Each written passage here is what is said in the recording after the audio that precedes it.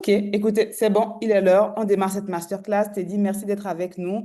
Je vais couper mon partage d'écran pendant quelques instants pour qu'on te mette toi en plein écran. On démarre souvent avec un petit exercice qui s'appelle le brise-glace, avec quatre questions simples pour lesquelles on attend des réponses toutes simples pour apprendre à connaître Teddy Kosoko en dehors de sa bio Forbes, Wikipédia, LinkedIn.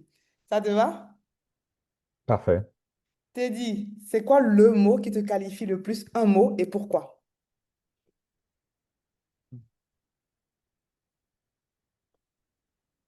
Hein, Hmm. compliqué. Je dirais persévérant. Pourquoi? Parce que je suis quelqu'un de très, très focus dans ce que je fais. Je visualise l'avenir et je me démerde pour faire en sorte que cet avenir se réalise. Mais pour y arriver, la seule clé, c'est la persévérance. Tout à fait. Et si tu devais retenir une leçon, la principale leçon de tout ton parcours, ce serait laquelle? La patience. Pourquoi? On a souvent tendance à vouloir que les choses arrivent très vite parce que on veut des résultats, parce que c'est dur. Euh, on ne se rend pas compte que rien n'arrive par hasard et tout ce qui nous arrive euh, en cours de route est un apprentissage de l'étape suivante. Et lorsqu'on essaie souvent de griller les étapes, c'est là en fait, qu'on accélère sa chute. On peut chuter même si on est patient. Mais lorsqu'on crée les étapes, on accélère sa chute. Donc le fait d'être patient, c'est de prendre le temps de comprendre pourquoi telle chose arrive et pourquoi à moi. Et surtout, en fait, on vit dans un monde où il y a des règles. Il y a des règles de jeu. La plupart des gens comme nous, je dis nous parce que on est entre Africains, et je dirais même noirs, on nous a pas appris les règles du jeu de ce monde à l'école ni à la maison. Et c'est la patience qui nous permet les difficultés, mais surtout la patience qui nous permet d'abord comprendre les règles. Et si on comprend les règles, on peut jouer à armes égales avec les autres. Waouh, c'est très pertinent ce que tu viens de dire. C'est très pertinent. Je pense que ça va être des éléments que tu vas développer tout à l'heure dans la keynote, je pense, de manière intrinsèque. Je ne vais pas challenger ça pour l'instant. Je continue. Troisième question, Teddy. En général, je dis, parce que comme j'ai des experts beaucoup plus âgés que toi et moi, je leur dis souvent, s'ils devaient donner un conseil à Teddy d'il y a 20 ans, ce serait lequel? Donc, je te repose quand même la même question à Teddy d'il y a 20 ans. Bah, j'ai 31 ans, j'ai dans ma tête l'impression d'en avoir 50. Et si je devais donner un conseil, je lui dirais de prendre le temps d'être heureux, de prendre le temps de s'amuser, de prendre le temps de profiter de la vie. Parce que tu trouves que tu as Voilà. grillé, tu as beaucoup carburé ces 20 dernières années, bon, ces 10 dernières années peut-être. Euh, j'ai parcours de vie depuis, je pense, même le lycée. J'ai l'impression de ne pas vraiment avoir eu de vie. Ça fait une éternité depuis que je suis en première, que je travaille comme un chien, les samedis, les dimanches, les jours fériés, etc. Donc, avec toutes les conséquences qu'il y a derrière. Mais c'était des choix pour avoir des résultats. Et en fait, ces choix qui ont été faits de manière consciente ont porté les résultats que je voulais. Sauf que on n'a qu'une vie, comme on le dit souvent, et cette vie est aussi faite de bonheur, de plaisir, de tout un paquet de choses qu'il faut prendre le temps tout au long du chemin de savourer. Il est hyper important euh, de prendre le temps de profiter du chemin. Je lui dirais ça. Tout à fait. Et dernière question, si tu étais un animal, tu serais lequel et pourquoi? Si j'étais un animal, intéressant. Si j'étais un animal, je pense que je serais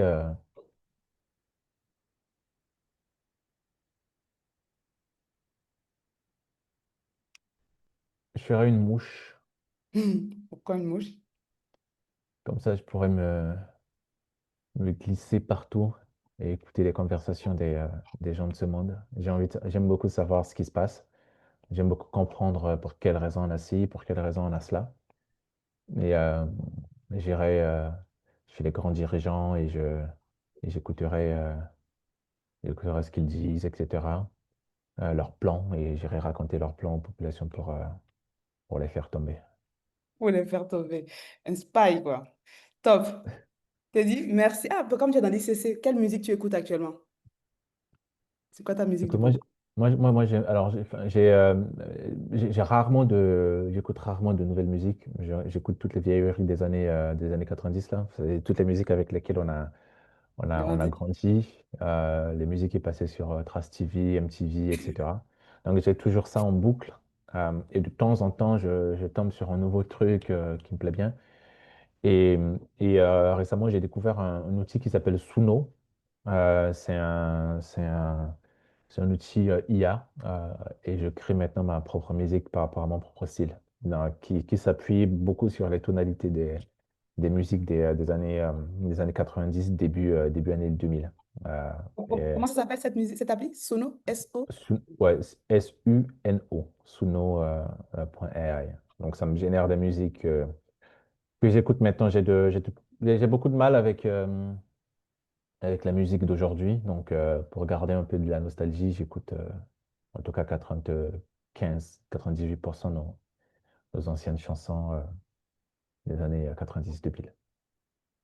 Très bien, très clair. Merci Teddy. On a fini l'exercice. Très simple, mais on a eu de bonnes réponses qui nous donnent un petit peu, qui nous brossent un petit peu un portrait de Teddy, que je vais résumer en quatre questions pour les personnes qui viennent de nous rejoindre.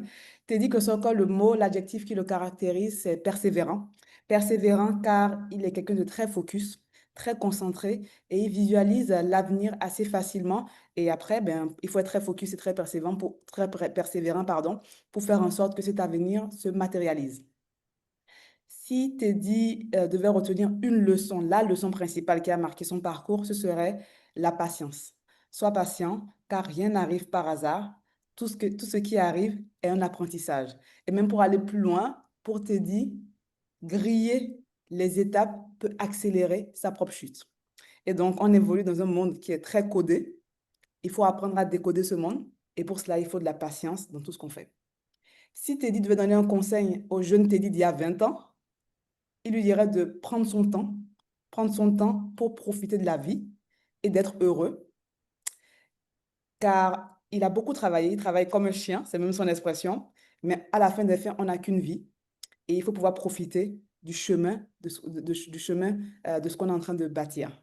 Et enfin, si tu étais un animal, il serait une mouche parce que ça peut se glisser partout et écouter les conversations, même des plus grands de ce monde infiltrer et aller reproduire cela ou peut-être même aller détruire cela.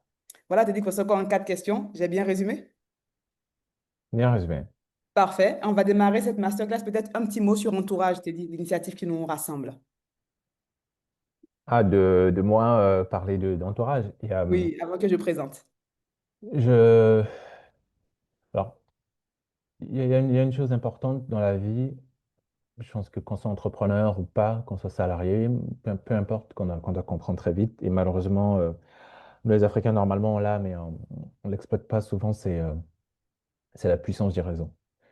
C'est le réseau qui vous permettra de réaliser ce que vous avez envie de réaliser. Sans ça, vous n'y arriverez pas. Je dis souvent Ah, aux il ne faut pas gens, que les compétences. voilà, je dis souvent aux gens, en fait, les compétences viennent même après, très loin, derrière. Euh, que je suis un type pauvre et l'une des forces que j'ai, c'est que je suis en capacité je suis à deux personnes max de n'importe qui que j'aimerais toucher sur cette planète. Pourquoi entourage est hyper important et peut-être que si vous êtes là, c'est que vous vous en rendez certainement compte. C'est que je parlais tout à l'heure du mode d'emploi de la vie qu'on ne nous donne pas. Euh, lorsque j'ai commencé à entreprendre, j'ai cherché entre guillemets, des modèles. J'ai cherché des réponses à des questions. Et souvent, j'ai un fonctionnement où il y a un adage qui dit, celui qui n'apprend pas par les conseils apprendra par les conséquences. Donc, je suis plus quelqu'un qui évite les conséquences. Et donc, j'ai toujours cherché les conseils. Et lorsqu'on est africain et qu'on fait des choses en Afrique et qu'on se tourne pour avoir des informations, en tout cas à mon époque, quand j'ai commencé, peut-être 10 ans, il y avait beaucoup, beaucoup, beaucoup, beaucoup de Blancs, beaucoup d'Américains, beaucoup d'Européens et des gens qui venaient et qui parlaient de choses qui ne concernaient pas l'Afrique. Bon, en ayant des vérités absolues qui ne matchaient pas aux réalités du continent. Et c'est pour cela que moi, je suis hyper heureux que Entourage existe parce que ça permettra à cette génération et à la génération future d'être en contact de gens qui font des choses sur le continent et qui vont vous raconter des réalités du continent. Euh, Ça va pas être des choses qui seront issues des livres qui traînent là sur Internet ou sur LinkedIn, ou des gens qui ont fait Y Combinator aux États-Unis en parlant de la Silicon Valley, etc., qui n'ont rien à voir avec les réalités de notre terrain, mais des gens qui se cassent les dents tous les jours sur le marché africain et qui vous diront exactement ce que c'est qu'une partie de cette réalité du continent. Et ça vaut plus que tout l'or du monde. Waouh! Je te dis merci pour cette super présentation d'entourage. Tu m'as fortement mâché le travail, donc je vais juste reprendre la main sur la présentation et prendre 3 minutes pour présenter Entourage brièvement et on démarre avec ta masterclass. Ça te va comme ça? Parfait. Mesdames et messieurs, merci d'être avec nous. On démarre la masterclass avec Teddy Kosokor. Vous avez découvert son brise-glace et vous avez appris vous avez découvert une facette cachée de Teddy qu'on ne connaît pas forcément. Moi, je suis Raoda Taminou. Je suis la fondatrice d'Entourage. Et mon message pour vous aujourd'hui, mesdames et messieurs qui nous écoutez, Teddy et moi, vous qui avez un projet ambitieux pour l'Afrique, en Afrique, et qui êtes à la recherche de conseils fiables, notre message, c'est de quoi? Arrêtez de chercher, vous avez l'ambition, nous avons les experts. Avec Teddy et plusieurs autres experts, quelques visages d'experts connus, nous avons comme mission de démocratiser l'accès à l'expertise de premier plan en Afrique. Ces différents visages, ces experts qui se sont joints à moi depuis maintenant 1 an et 2 mois, ont pour mission d'accélérer votre trajectoire en Afrique car ils sont des devanciers, ils sont des décideurs et ils sont des facilitateurs. Donc, c'est des gens qui ont rencontré les mêmes problèmes que vous rencontrez aujourd'hui, qui les ont surmontés avec des succès et parfois avec des échecs et qui sont prêts à vous partager leurs codes, leurs résultats pour vous éviter de commettre les mêmes erreurs. Tout se passe sur www.entourage.africa. Tous les mois, on référencie 3 à 4 nouveaux experts et aujourd'hui, on compte plus de 95 experts de premier plan qui nous font confiance, qui couvrent une trentaine de secteurs et qui ont travaillé dans plus de 35 pays en Afrique. Tout ça pour dire quoi? Peu importe votre besoin, votre problématique, on est quasiment sûr que l'expert est sur Entourage pour vous accompagner à accélérer votre trajectoire et éviter de commettre les mêmes erreurs. Comment est-ce que ça marche? C'est une plateforme en ligne qui vous permet de réserver des sessions vidéo one-to-one de 30 à 60 minutes avec des experts de haut niveau sur leur thématique qui sont reconnus comme les meilleurs de leur domaine. Et vous pouvez leur poser des questions et repartir avec des conseils personnalisés pour développer votre carrière ou votre business. C'est aussi simple que ça. Vous accédez à des personnes de qualité, très, très occupées et d'habitude inaccessibles. Vous obtenez des conseils personnalisés et vous atteignez vos objectifs rapidement et facilement. Ça fait plus d'1 an qu'on existe. Il y a eu des clients qu'on accompagne au jour le jour, des parcours transformés. Et ces clients évaluent nos experts et ils sont très contents de notre service car ils en ressortent boostés et capables d'oser plus pour aller beaucoup plus vite. Et récemment, en plus de ces sessions one-to-one, on a lancé Entourage Plus, qui est un espace pour ceux qui ne sont pas encore prêts à parler à des experts, qui ne savent pas encore comment se faire accompagner ou qui n'ont pas encore ce besoin pour l'instant. Mais on vous aide à décrypter les codes de leur succès et à répliquer leur parcours dans votre quotidien. Donc, c'est un espace de réussite Entourage Plus où on vous rédige des études de cas sur les stratégies, les méthodes de ces experts pour qu'ils en arrivent là où ils en sont. On vous permet d'échanger avec ces experts via des appels en petit comité, pas du one-to-one. Une fois par mois, on invite des experts dans notre espace pour qu'ils répondent à notre question et pour qu'on en ressorte grandi. Et de temps en temps, maintenant, on vous invite à la table de ces experts. Quand ils voyagent, on organise des dîners privés auxquels nos membres Entourage Plus peuvent prendre part pour commencer à échanger et apprendre de ces experts-là. Et enfin, nous-mêmes, entre membres, on réseaute beaucoup. Une fois tous les 2 mois, on essaie d'organiser des dîners privés, des dîners de membres à Abidjan, à Paris, à Dakar, au Bénin, pour réseauter entre futurs leaders. C'est ça, Entourage et Entourage Plus aujourd'hui. Donc, c'est un espace où on réussit ensemble grâce à des contenus exclusifs, grâce à une communauté privée orientée action et grâce à des accès privilégiés et un réseau, comme l'a dit Teddy. Aujourd'hui, le bon réseau fait tout en Afrique. Voilà pour Entourage et Entourage Plus. Mais pour atteindre notre mission de démocratiser l'accès à l'expertise de premier plan, tous les samedis, un de nos experts joue le jeu et vient nous former, nous sensibiliser sur sa thématique de prédilection. Dans le cas de notre expert Teddy Kosoko, c'est comment est-ce qu'on révolutionne la tech par l'identité culturelle africaine. Teddy, merci pour ton temps et la parole est à toi. Bah, J'arrête merci le partage beaucoup. d'écran. Merci, merci énormément pour le cadre. J'ai partagé mon écran. Tu peux y aller. Alors, tic, tac, tic, tac. Alors,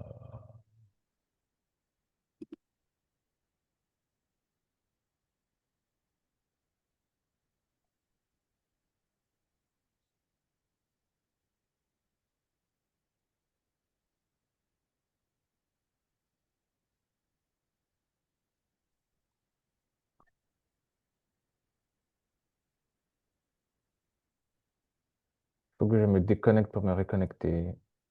C'est pas grave, je partage pour toi alors. Ah, il s'est déconnecté. Sinon, j'aurais partagé pour lui. Il se reconnaît dans un instant. Donc, Entourage, le lien de la plateforme de Entourage et d'Entourage Plus est dans le chat pour ceux qui sont curieux et qui veulent regarder un petit peu tout cela. Et bien sûr, on répondra à toutes vos questions par la suite. Voilà, Teddy est de retour. Ouais, c'est bon. Alors, tac.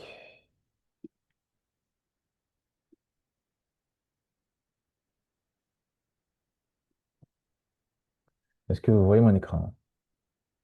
Yes. Parfait. Alors, donc, bonjour à tous. Je, je vais timer. Si tu peux me dire à chaque fois combien de temps il me reste, 5 minutes, 10 minutes, Pas de souci. jusqu'à la fin. Bonjour à tous, je m'appelle Teddy Kosoko. Donc, je suis très content d'être avec vous aujourd'hui euh, pour, euh, pour parler d'un sujet qui me tient à cœur, qui est le continent africain. J'ai j'ai 31 ans, j'ai commencé à entreprendre depuis 2014, donc ça fait à peu près aujourd'hui 11 ans, mais mon expérience avec l'entrepreneuriat a commencé bien avant, avec le lycée où j'étais directeur d'un journal scolaire qu'on a utilisé pour améliorer la vie de nos, de nos amis, de nos amis étudiants, etc., pour avoir de meilleures conditions d'éducation. Alors, plusieurs choses me concernant. Donc, je m'appelle Teddy Kosoko, comme je l'ai dit. J'ai deux sociétés. Enfin, aujourd'hui, il y a une société qui s'appelle Maseka, qui est basée à Toulouse, qui est ma première société où on fait de la production de jeux vidéo. Euh, euh, on travaille aujourd'hui, par exemple, on travaille sur un jeu vidéo avec toutes les stars de la musique, comme Gims, comme Imra, comme Didi B, Patrice Evra, etc. On a une deuxième société qui a pour ambition, qui s'appelle Gara, dont la boîte est basée en France, une filiale au Sénégal et une filiale aux États-Unis, dont l'ambition est de faciliter la distribution et la monétisation des industries culturelles et créatives sur le continent africain. Donc globalement, c'est comment on génère de l'argent lorsqu'on est dans les industries créatives, lorsqu'on est dans la musique, lorsqu'on est dans les jeux vidéo, dans la bande dessinée. Et concrètement, derrière, c'est une infrastructure de paiement.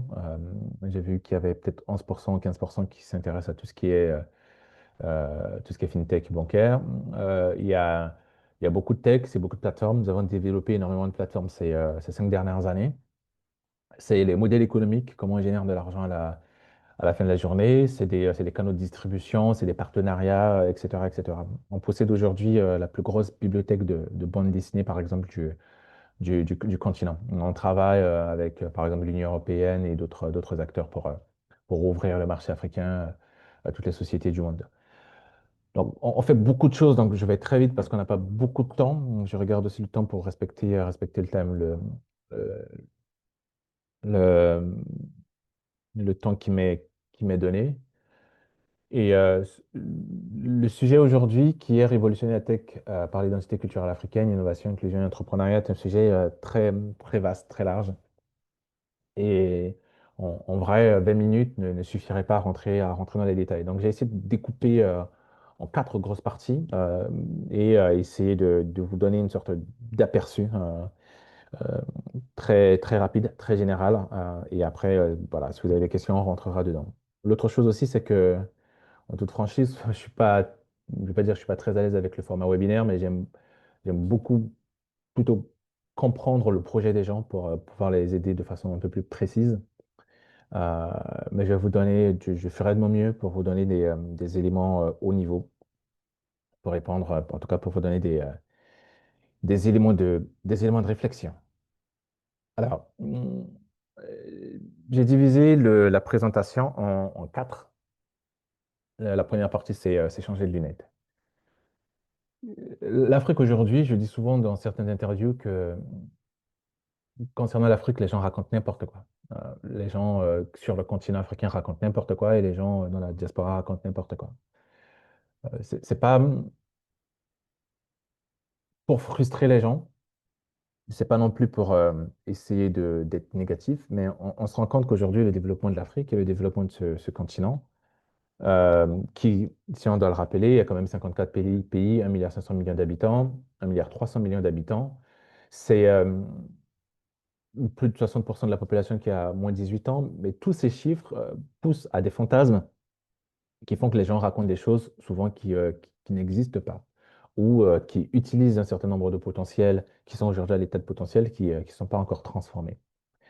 Et la première chose à se dire, c'est qu'il faut qu'on arrive à changer de lunettes concernant le continent africain. Lorsqu'on parle de tech, lorsqu'on parle d'innovation, souvent on se tourne vers les États-Unis. On regarde ce qui est fait aux États-Unis. On regarde le Spotify, on regarde les Facebook, on regarde les réseaux sociaux, etc. Et on essaie de dupliquer en fait ce qui a été fait pendant des années dans ces pays-là pour pour le continent africain. Le problème qui se pose, c'est que on oublie souvent que nos réalités ne sont pas les mêmes, que nos consommations ne sont pas les mêmes. Je vais vous donner un exemple bien précis. Lorsque Facebook a lancé Facebook un peu partout dans le monde, en Afrique, ils ont lancé ce qu'on appelle un Facebook Lite. La plupart des gens en Occident ne savent pas qu'il existe un Facebook Lite sur le continent africain. Chez Facebook Lite, il existe parce que il, il- il répond à la réalité de nos territoires. Et la réalité de nos territoires, c'est une grande partie de nos populations qui ne peuvent pas se payer un accès correct à Internet. Et souvent, les gens qui sont dans l'entrepreneuriat, c'est-à-dire que beaucoup d'entre personnes dans cette séance, c'est déjà des gens qui font partie d'une classe supérieure, qu'on le veuille ou pas. On fait déjà partie de cette classe supérieure et on regarde en fait l'Afrique au travers de lunettes qui ne sont pas forcément les lunettes de la masse sur le continent africain. Moi, en tant qu'entrepreneur, en tant qu'Africain, né dans un pays, l'un des pays les plus pauvres de la planète, qui est la Centrafrique, euh, j'ai toujours une vision de cette Afrique qui se développe. Parce qu'au fur et à mesure de mon existence, j'ai vu mes parents faire des efforts pour me payer des livres, payer un Canal+, etc. Et on ne se rend pas compte, en tout cas des gens comme moi ou comme beaucoup d'entre nous qui sommes dans ce cas, qu'il y a une grosse partie de notre population qui n'arrive pas en fait à même dépenser 500 francs à la fin de la journée, à avoir 500 francs à la fin de la journée, à dépenser 500 francs à la fin de la journée. Ce qui fait que nos services, souvent, ne sont pas adaptés pour ces populations. Alors qu'on va apporter des choses qui, même si elles ont de la valeur, une bonne partie de la population ne pourrait pas avoir accès à cela. Et surtout, aujourd'hui, sur le continent africain, il y a beaucoup de chiffres qu'on voit sur les réseaux sociaux, sur Internet, des organisations comme l'Agence française de développement qui vont faire des études de marché, etc., qui vont les publier. La plupart de ces études de marché sont bidons. La plupart de ces études de marché sont totalement bidons parce que ils font, ces organisations, des études en demandant aux gens sur Internet, qu'est-ce que tu penses de ci, qu'est-ce que tu penses de cela? Et les gens vont répondre avec leur ego. Et je vais vous donner un exemple bien précis, juste. par la suite. Et ce type d'informations qu'on trouve sur Internet font que beaucoup de business se lancent et se cassent les dents parce qu'il n'y a pas de chiffres sur le continent. Lorsqu'on demande, par exemple, en France, aux gens quel type de chaîne télévisée les gens regardent, les gens disent souvent Arte. Pourquoi? Parce que Arte est une chaîne qui parle de documentaires, est une chaîne où on traite des sujets de société. Et il y a ce biais qui font que les gens disent Arte parce que ça donne la sensation d'être intelligent.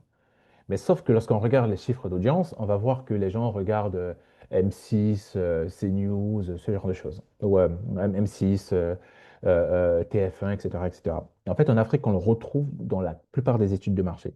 Lorsque vous allez faire des études de marché, vous allez dire, est-ce que vous êtes prêt à payer 5 000, 10 000 pour tel produit? Les gens vont vous dire oui.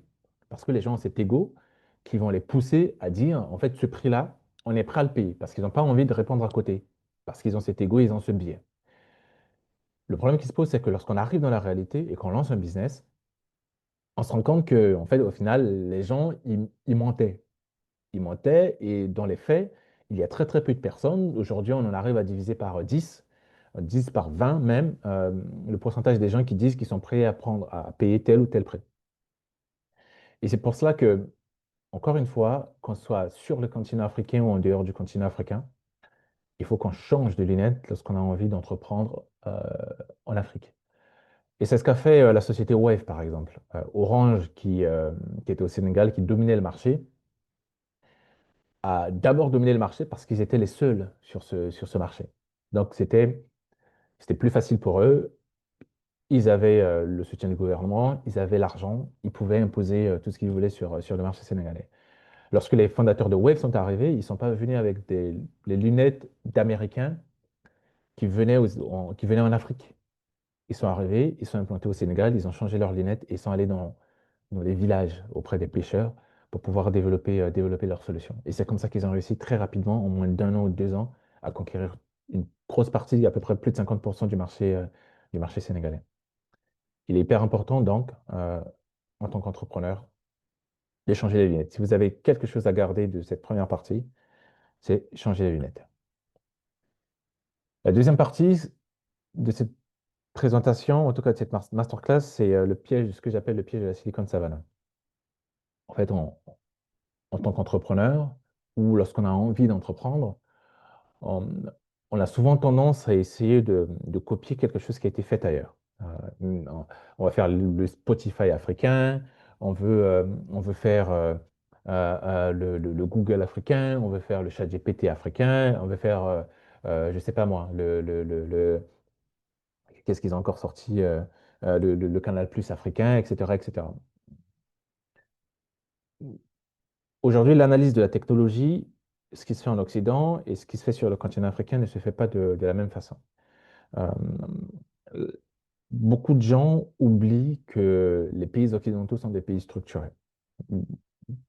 Supposons que j'ai envie de lancer un business de t-shirt aujourd'hui en France, mais, tout ce que j'ai à faire, c'est de trouver ma marque, le logo par exemple, et créer un site internet. Ou même pas. Il y a des prestataires pour me fournir le t-shirt blanc. Il y a des prestataires pour imprimer le t-shirt. Il y a des prestataires pour acheminer le t-shirt. Il y a des prestataires ou des sites internet sur lesquels je peux aller, par exemple PrestaShop et beaucoup d'autres pour déposer mon t-shirt. Il y a des prestataires pour distribuer et ramener les t-shirts dans la maison des gens. Toute cette chaîne de valeur existe. Sur notre continent africain, dans la plupart des business, la chaîne de valeur n'existe pas.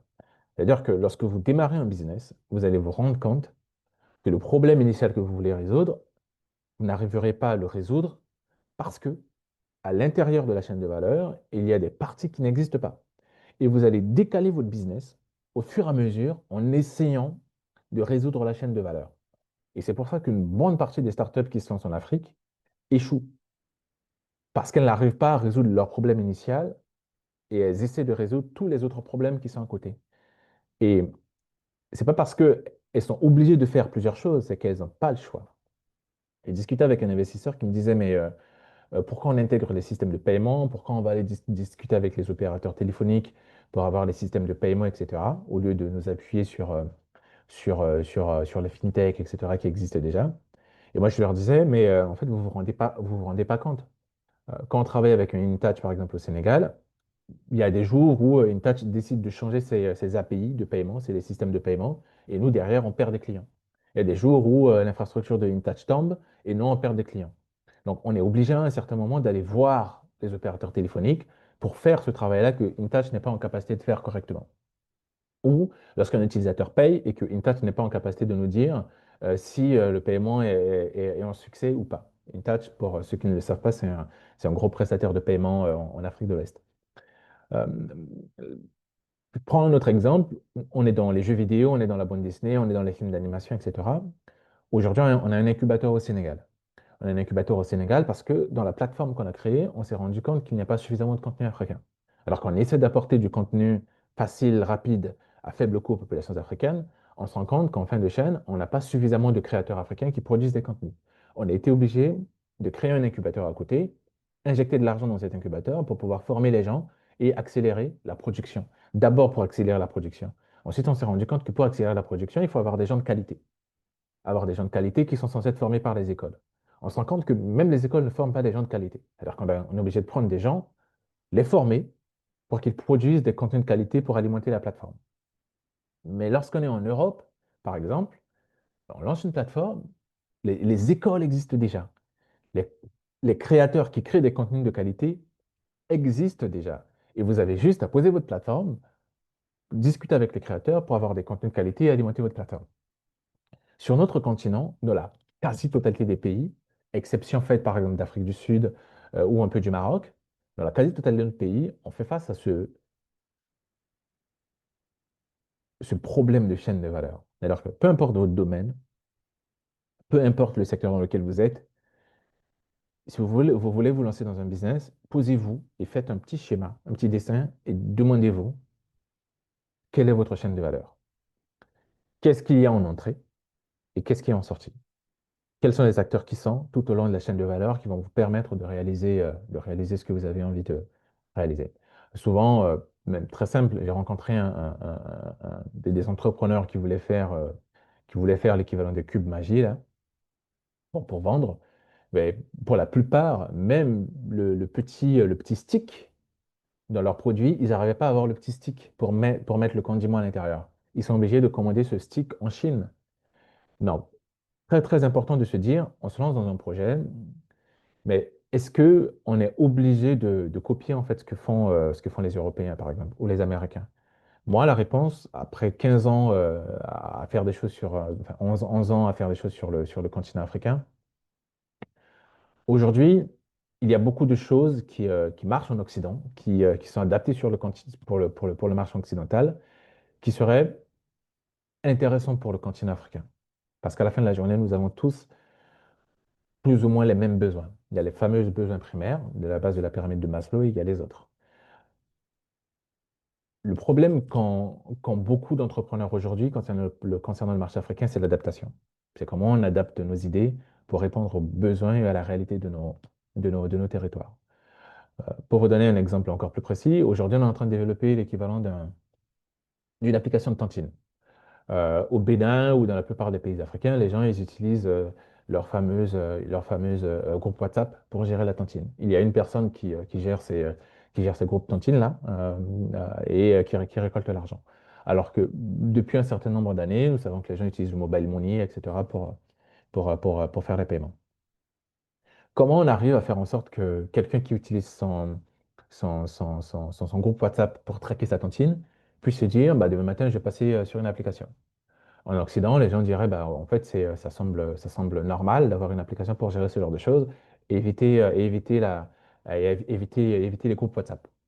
Mais sur notre continent, les gens aiment leur groupe WhatsApp. Les gens se sentent en communauté dans leur groupe WhatsApp. Les gens aiment voir les discussions dans les groupes WhatsApp. Donc, cet aspect communautaire, au-delà du fait que les gens cotisent de l'argent, est très important. Et peu importe l'application, une application qui ne rajouterait pas cet aspect communautaire, telle personne a donné, telle personne est en difficulté, etc., cette partie informationnelle ferait échec directement. Donc, c'est pour cela que aujourd'hui, tous les entrepreneurs qui viennent nous voir pour parler d'innovation sur le continent, moi je leur dis, si votre solution ne peut pas être utilisée par votre mamie au village, c'est que vous êtes en train de faire de faire de l'amusement. Il y a une chose qu'on oublie souvent, c'est la simplicité. Les applications en Occident sont pour beaucoup encore trop compliquées pour la population africaine. Lorsqu'on a créé Gara, je m'étais dit, OK, l'Africain aime la quantité, l'Africain aime avoir beaucoup de choses, on va faire une plateforme, on va avoir beaucoup de contenu dedans, et on va apporter plusieurs contenus à ces populations africaines, et vu qu'il y a beaucoup de contenu, ils vont venir, ils vont payer. Et on s'est rendu compte que plus il y a de contenu, plus les gens vont venir, plus les gens vont tourner en rond et les gens vont partir. Au final, on s'est rendu compte que les populations africaines aiment la simplicité. Si on prend, je reprends l'application Wave, qui sert à faire du paiement, l'application Wave est hyper simple. On arrive, on met le numéro de la personne, on scanne un QR code, pardon, soit on scanne un QR code, on fait le paiement, soit on met le numéro de la personne, on met le montant et on envoie. Et c'est payé. Aujourd'hui, je vais vous donner encore un exemple hyper précis. Orange a lancé l'année dernière ou il y a 2 ans sa super application qui s'appelle Maxit dans la plupart des pays Orange. Et l'idée dans Maxit, c'était de faire un peu comme les Chinois avec Tencent, où ils ont une super application, dedans tu as de la messagerie, tu as du paiement, etc. Tous les opérateurs téléphoniques qui ont lancé une super app sur le continent africain, au bout de 5 ans, ont arrêté la super app. MTN avait un truc qui s'appelait Ayoba. Aujourd'hui, ils sont en train de fermer Ayoba. Orange a lancé Maxit. Ils ont fini par arrêter ce qu'ils voulaient faire de Maxit pour créer un truc qui s'appelle Orange Pay pour uniformiser les paiements et sortir de Maxit où à l'intérieur, vous avez tout un paquet de paiements et les gens étaient perdus. Vous avez MTN, même au Bénin, qui est en train de relancer sa super app, je crois, le mois prochain. Il y a Celtis qui a son application Y et qui veut à l'intérieur avoir tout un paquet de choses. Tous ces gens ne se rendent pas compte que l'Africain aime la simplicité. L'Africain a tellement beaucoup de problèmes dans sa vie qu'il a envie de la simplicité. Donc, le plus simple, vous ferez des choses, le plus simple, vous créerez des solutions pour vos populations, le mieux et le plus rapide, vous réussirez auprès de cette population. Il y a une chose qu'on oublie souvent lorsqu'on parle d'innovation, c'est qu'on oublie à la fin notre identité culturelle.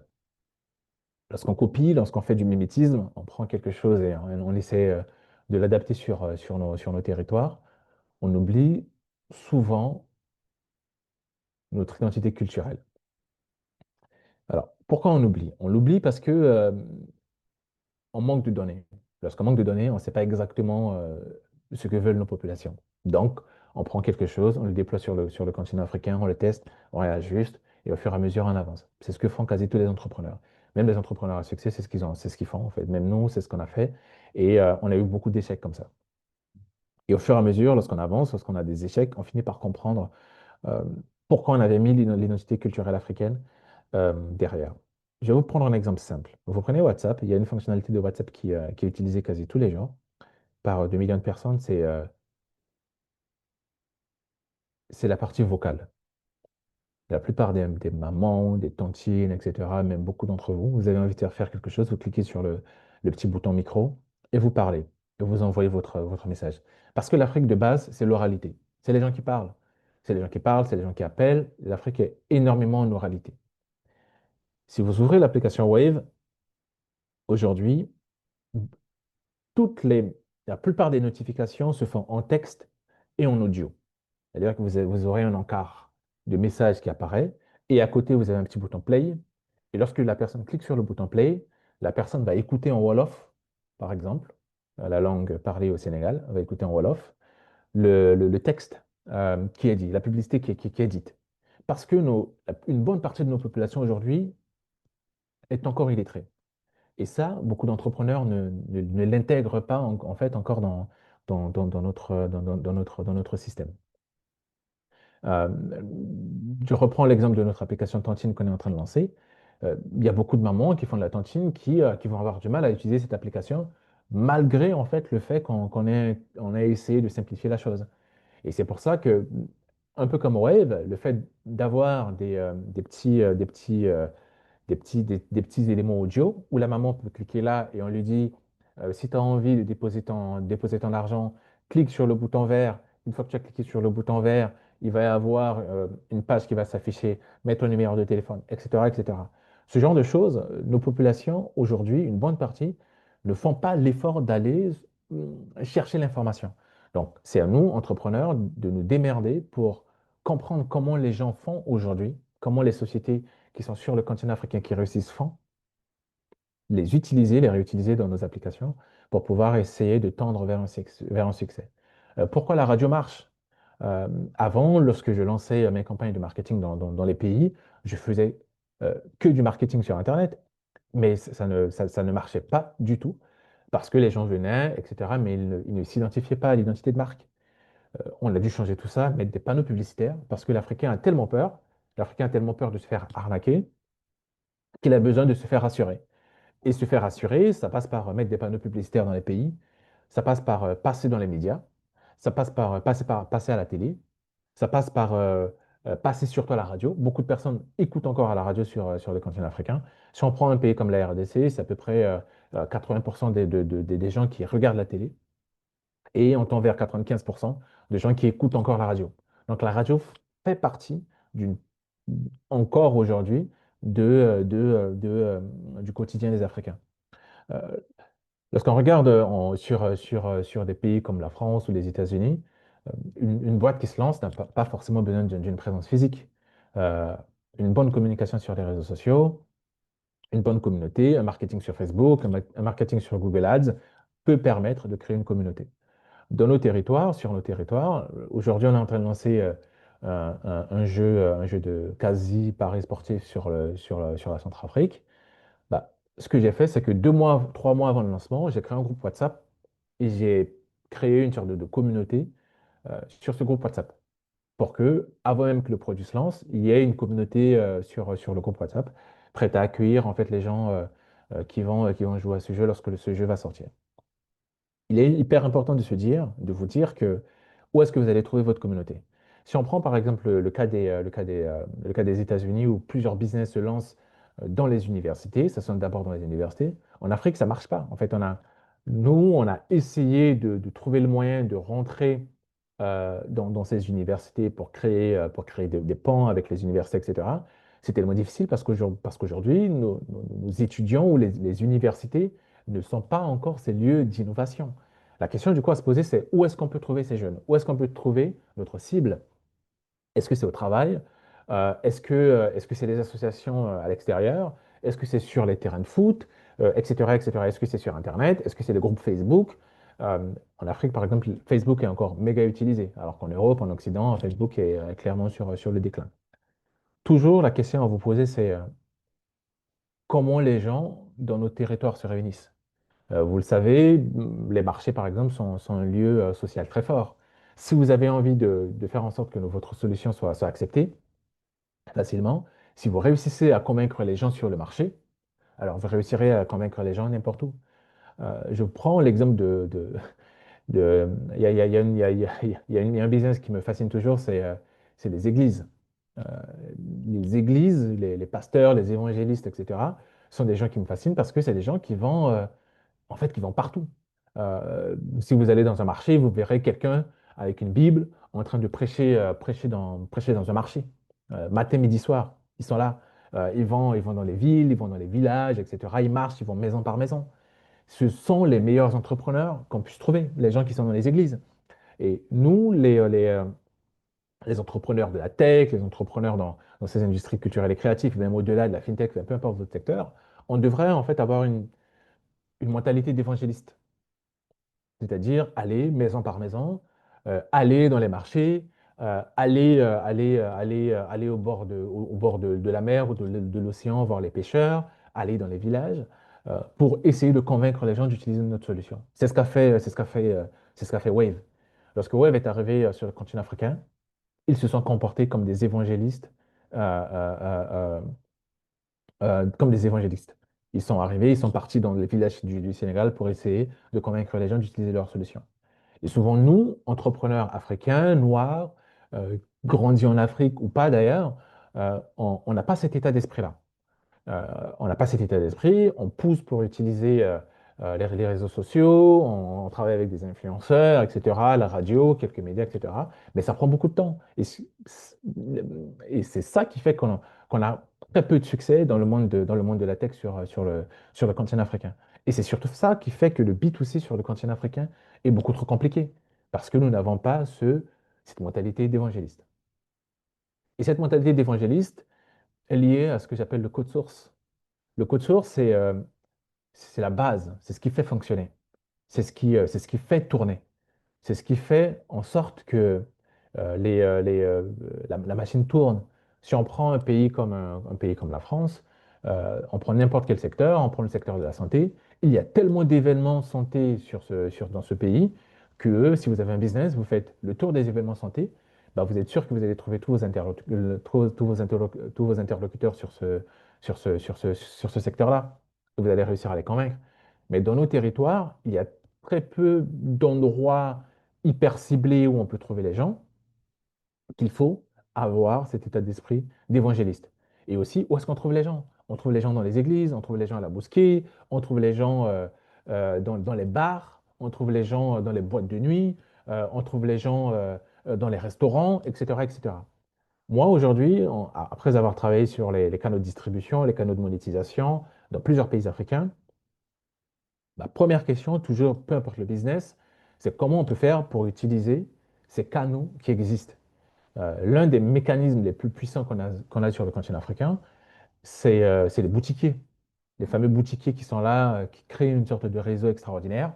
Comment, peu importe le business, comment le boutiquier peut servir d'élément de catalysation, d'élément marketing pour vous, pour votre business. Ça, c'est ce que font les opérateurs téléphoniques. Lorsque vous regardez un opérateur téléphonique qui lance un truc, qui lance un business, ils vont aller voir les boutiquiers pour mettre leurs affiches un peu partout, un peu partout dans les quartiers. Très peu de boîtes, très peu de startups, souvent, pensent à utiliser ces boutiquiers comme mécanisme de réseau ou comme mécanisme d'affiliation pour réussir à toucher un maximum de population. Aujourd'hui, sur nos business, on en arrive à accepter le fait de perdre de l'argent au début, utiliser les boutiquiers qui vont récupérer 2, 3, 4% des transactions, nous ramener du trafic utilisateur pour créer une sorte de traction et à la fin, au bout d'un an, au bout de 2 ans, récupérer tous ces pourcentages et permettre aux populations qui vous ont vu euh, dans le boutiquier du coin, dans la dame, auprès de la dame qui fait salon de coiffure, etc., pour à la fin de la journée réussir à se dire, OK, j'ai vu telle société ici, j'ai vu telle société là, cette société-là est digne de confiance. Pour reprendre l'exemple de notre application de tontine, aujourd'hui au Bénin, nous sommes en train de mapper tous les salons de coiffure des femmes pour que nous puissions y mettre à l'intérieur nos affiches de tantines. Parce que de manière historique, les tantines, c'est les femmes. Et où est-ce que vont les femmes? Les femmes vont dans les salons de coiffure pour se faire les tresses. Donc, si on arrive à avoir tous les salons de coiffure comme des endroits où nous pouvons afficher notre publicité, nous pouvons être sûrs que nous allons toucher les demoiselles, les dames qui font la tantine à la fin de la journée. Et si la personne qui fait la tresse devient notre ambassadrice, à la fin de la journée, nous sommes sûrs et certains que nous allons réussir très facilement, sans faire de méga grosses communications sur les réseaux sociaux, à convaincre une bonne partie de la population féminine du Bénin à utiliser notre solution de tontine. Donc, toujours vous posez la question de savoir où est votre cible. Où est-ce qu'elle va à la fin de la journée? Où est-ce qu'elle se sent en sécurité? Et l'endroit où votre cible se sent en sécurité, c'est là où vous devez être. Parce qu'aujourd'hui, lorsque vous prenez des gens qui n'ont pas en fait cette expérience africaine, les gens vont vous sortir une sorte de plan de communication, mettez de l'argent sur les panneaux publicitaires, ce qui est important, mais pas forcément.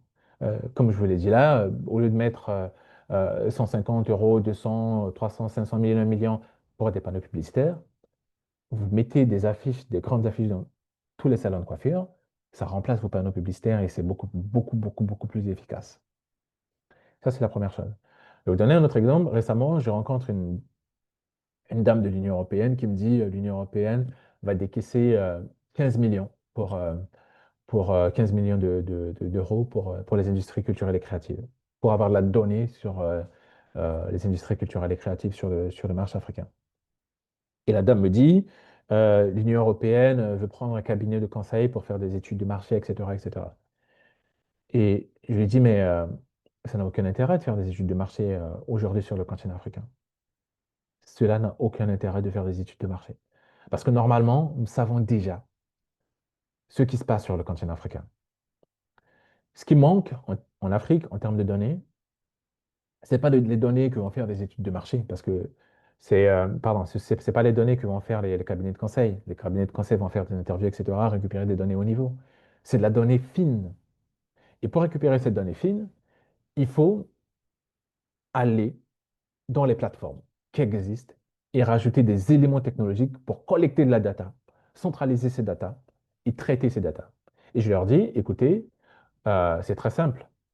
Si on prend par exemple tous les gens qui ont des plateformes de musique sur le continent africain, tous les gens qui ont des plateformes de jeux vidéo sur le continent africain, tous les gens qui ont des plateformes de films sur le continent africain, tous les gens qui ont des plateformes de lecture sur le continent africain, on prend tous ces gens, on intègre un petit bout de code source dans toutes leurs plateformes, on collecte toutes leurs données. Où est-ce que l'Africain clique? Quelle est la catégorie que l'Africain va regarder? Quel est le type de contenu que l'Africain va regarder? Combien de temps l'Africain reste dedans? Pour quel montant l'Africain paye? Et à chaque fois que nous collectons de la donnée, on prend une partie de ces 15 millions et on donne à chaque acteur de cette plateforme. Les acteurs de cette plateforme vont récupérer un peu d'argent pour continuer à tourner. Et nous, on va collecter ces données et on va centraliser ces données et on va traiter ces données et on va avoir de la donnée fiable, hyper précise pour savoir exactement qui fait quoi, où, comment, pourquoi. Et on sortira de ces données haut niveau, génériques, que tout le monde balance sur le continent africain. Pour terminer cette partie, vous prenez par exemple la boîte Zipline. La boîte Zipline, c'est une société au Rwanda qui, pour résoudre, je parlais tout à l'heure de la chaîne de valeur. La chaîne de valeur, comme je l'expliquais tout à l'heure, c'est les différents acteurs euh, sur un business qui vont faire en sorte que ce business se réalise sans problème. Et l'un des acteurs souvent dans la chaîne de valeur, c'est l'État. Et l'État est censé créer des routes. Dans la plupart de nos pays, il n'existe pas de route pour acheminer des éléments d'un point A à un point B. Et Zipline au Rwanda devait acheminer du sang de la capitale Kigali vers certaines provinces. Et vu qu'il y avait des problèmes de route, ils ont créé des drones qui permettaient de transporter ces poches de sang. Et aujourd'hui, Zipline est le leader mondial dans ce secteur d'activité en partant du Rwanda.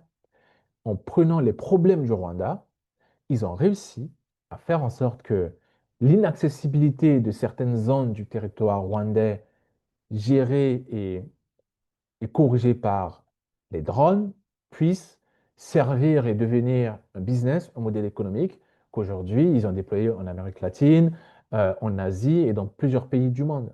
Et ça, c'est parti du Rwanda.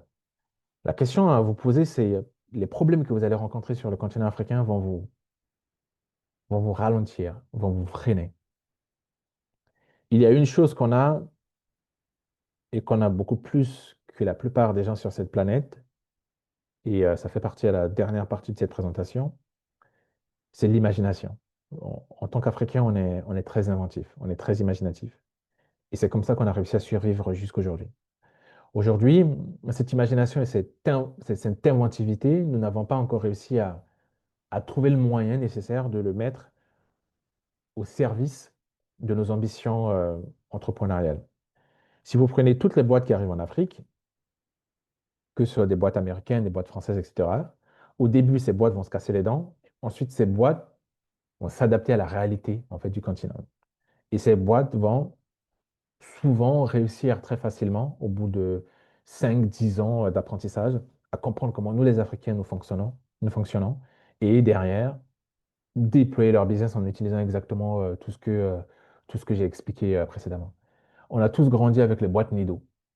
Les boîtes Nido qui nous ont envahis et en nous grandissant, nous avons aujourd'hui, je ne sais même pas, enfin, s'il y a des parents, beaucoup continuent à donner des Nido à leurs enfants.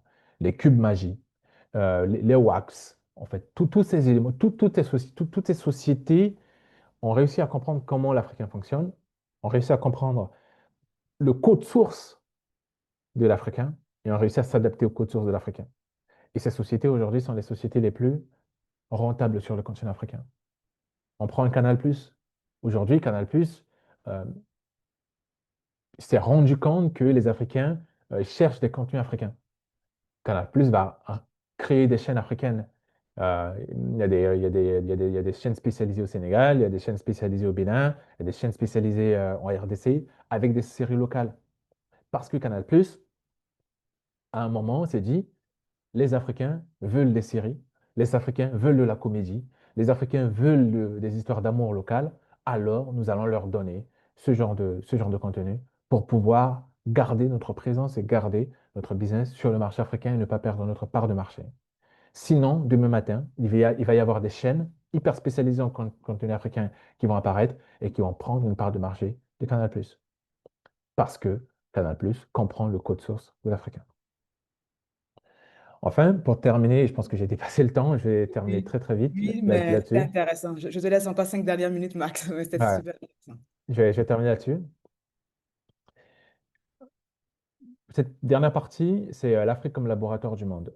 On a tendance à être très pressé parce qu'on veut l'Afrique, on veut voir l'Afrique se développer, on veut voir l'Afrique accélérer, on veut voir l'Afrique montrer qu'elle est aussi capable d'inventer et d'imaginer. Le problème qui se pose, c'est que l'Afrique, c'est comme un enfant qui a envie un enfant de 10 ans, qui a envie de montrer à ses parents que lui aussi, il est capable de ramener l'argent à la maison, pour caricaturer. On veut montrer au monde qu'on sait faire, qu'on sait fabriquer, qu'on sait innover, qu'on sait révolutionner le monde. Euh, L'Africain a toujours inventé, l'Africain a toujours imaginé, l'Africain a toujours été résilient, l'Africain a toujours été inventif et imaginatif. Et comme je l'ai dit tout à l'heure, c'est cette imagination, cette invention, cette résilience qui nous a permis de survivre jusqu'aujourd'hui, malgré tout ce qu'on a traversé au travers de l'histoire. Et lorsqu'on regarde l'histoire dans sa globalité concernant le continent africain, nous avons toujours imaginé, nous avons toujours inventé. Et même l'Occident, de manière générale, est venu en Afrique apprendre de nos histoires, de nos cultures, de nos mécanismes pour pouvoir adapter à sa réalité. Je dis bien adapter à sa réalité et vendre à sa population.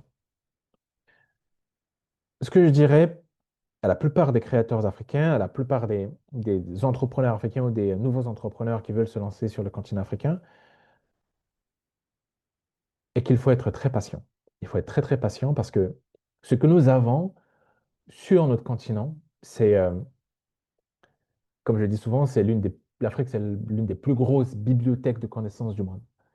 Euh, Aujourd'hui, les gens, par exemple, en Occident, se disent ils vont finir par manger des insectes. Ben moi, en Centrafrique, quand je suis né, j'ai toujours mangé des insectes. On a grandi là-dedans. Voilà. Ça fait partie en fait de notre alimentation naturelle, normale, bien huilée, etc., etc. Et un jour, nous allons voir une boîte européenne, américaine, je ne sais pas quoi, qui va sortir et qui va dire, nous proposons des insectes, etc., c'est révolutionnaire. Sauf que c'est quelque chose que nous, on faisait déjà depuis très longtemps. Ce que je veux dire aussi, l'Afrique comme laboratoire du monde dans un futur et dans un futur proche, c'est que au fur et à mesure que le monde va évoluer, les gens vont se tourner vers l'Afrique pour avoir de l'imagination, de l'inventivité. Parce que nous avons encore, grâce aux difficultés que nous rencontrons, nous avons toujours et encore cette capacité à faire beaucoup avec très très peu. Euh, c'est dans notre ADN. Nous avons grandi avec très peu de choses. Et parce que nous avons grandi avec très peu de choses, nous avons cette capacité à faire beaucoup de choses avec très peu. C'est ça qu'il faut garder à la fin de la journée. On parle souvent d'innovation frugale. Comment faire des miracles avec le peu de choses que nous avons. Les USSD, mécanismes des opérateurs téléphoniques pour payer même quand il n'y a pas Internet. Lorsque nous avons lancé la première version de notre plateforme, nous l'avons pensé pour une population européenne. Mais lorsque nous nous sommes rendus compte de la difficulté de la connexion Internet, nous avons tellement optimisé la solution que quelqu'un, même au village avec une connexion 2G, arrivait à lire et avoir accès à notre plateforme très facilement. Parce que les contraintes du continent africain font que nous optimisons les choses et nous arrivons à une version optimale des choses qui facilite et qui avantage tout le monde. Encore une fois, et je finirai là-dessus, le désavantage de l'Afrique, c'est aussi son avantage. L'Afrique aujourd'hui est quasi archaïque. Il y a beaucoup de choses à faire. Il n'y a pas de chaîne de valeur existante pour la plupart des industries dans lesquelles nous nous trouvons. Il y a encore tout à faire. Et ce tout à faire nous permettra d'inventer le futur. Et ce futur sera à utiliser un peu partout sur la planète. Aujourd'hui, en France, et en Europe de manière générale, il y a une technologie qui s'appelle Wero. Wero, c'est un système de paiement où vous mettez le numéro de téléphone de quelqu'un et vous lui envoyez l'argent. L'Europe s'est mis au mobile money, pour faire simple. Le mobile money a vu le jour en Afrique. Le problème qui se pose, c'est que nous, les Africains, de manière générale, lorsque nous inventons et lorsque nous imaginons des choses, nous cloisonnons nos innovations. Orange a son mobile money, MTN a son mobile money. De Orange, on ne peut pas envoyer l'argent à MTN. De MTN au Bénin, on ne peut pas envoyer de l'argent à MTN au Nigeria.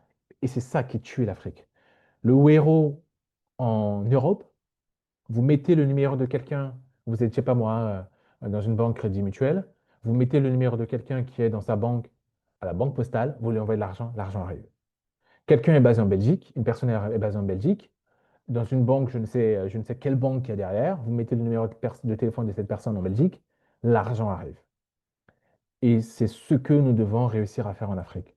Nous imaginons, nous innovons, mais nous cloisonnons nos imaginations et nous cloisonnons nos innovations.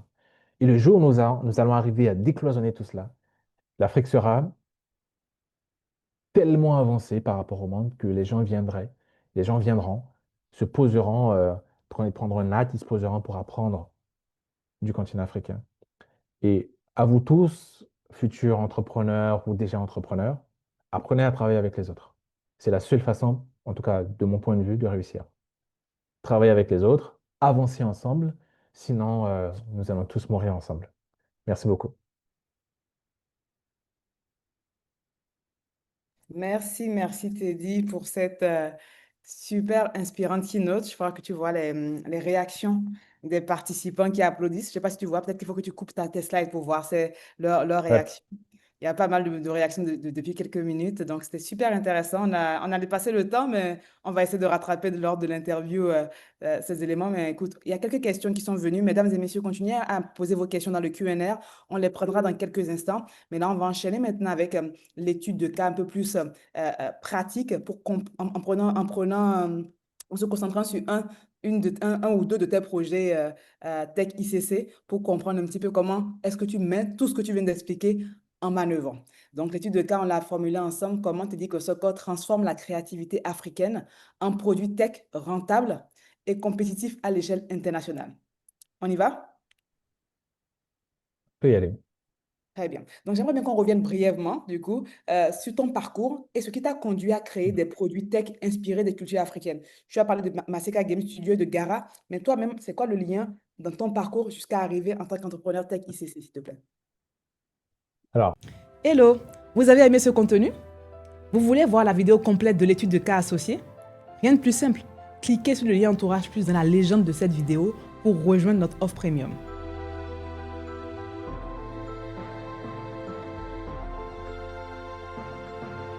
Avec Entourage Plus, dorénavant, vous accédez au replay complet des masterclass, les études de cas réels, les plans d'action, les outils pratiques de nos experts. Vous avez également accès à notre communauté privée pour des connexions stratégiques avec des professionnels ambitieux comme vous. Vous avez également accès aux sessions de mentorat live, un petit comité avec nos experts pour leur poser vos questions et bien d'autres avantages réservés uniquement à nos membres premium. Ne restez plus spectateurs. Passez à l'action dès maintenant avec Entourage Plus et donnez un vrai coup d'accélérateur à votre carrière ou à votre business en Afrique. On vous attend de l'autre côté.